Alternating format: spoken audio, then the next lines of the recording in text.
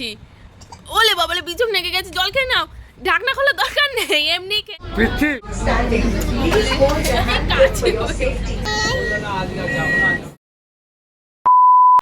Hello everyone, it's me দুষ্টু। তোমরা সবাই কেমন আছো?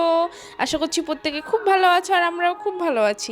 তোমাদের সঙ্গে আগেই শেয়ার করেছি যে আমরা বাড়িতে নেই, তাহিরপুরে এসেছি, তাই আজকে বাড়িতে ব্যাক করছি। তাই ভাবলাম আজকে একটা ব্লগ হয়ে যাক, তাহলে তোমাদের সঙ্গে শেয়ার করব।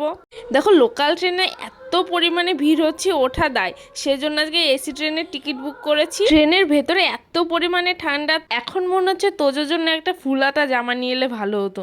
আমার তো আইডিয়া ছিল না, তা আমি বুঝতেও পারিনি। এর পরের বার যখনই আমি এসি ট্রেনে উঠবো, আমি আগে ওরা একটা ফুলহাতা জামা নিয়ে আসবো। কি খুলে দিতে হবে? হ্যাঁ মাম্মা, খুলে দেবো। আচ্ছা দাও। কি ওটা? তুমি এসি ট্রেনে উঠেছো? কি ওটা? ট্রেন ওইটা ধরবে।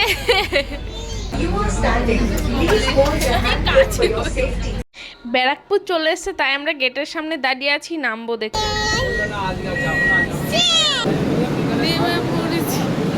কি গরম গো বাইরে।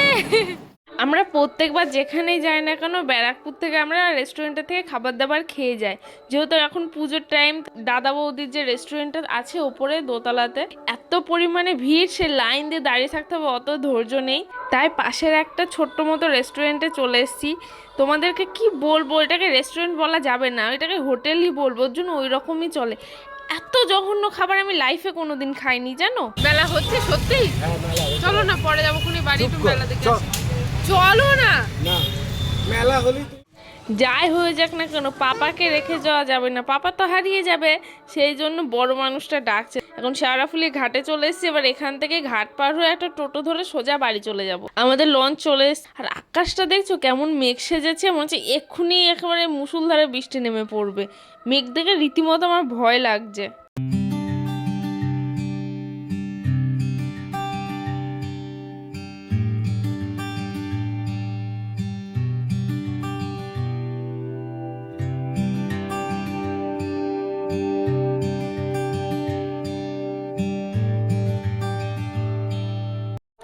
এখন বাজে সন্ধ্যা 6টা।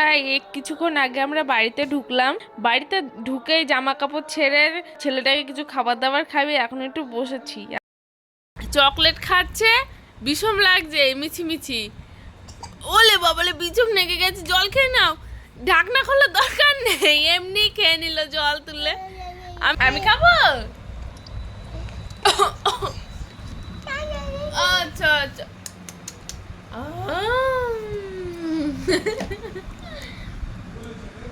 তাহলে আজকের ভিডিওটি এখানেই শেষ করছি। সবাই সুস্থ থাকবেন, সাবধানে থাকবেন, আর দেখা হবে পরের একটি ব্লগে। টাটা, সবাই ভালো থাকবেন।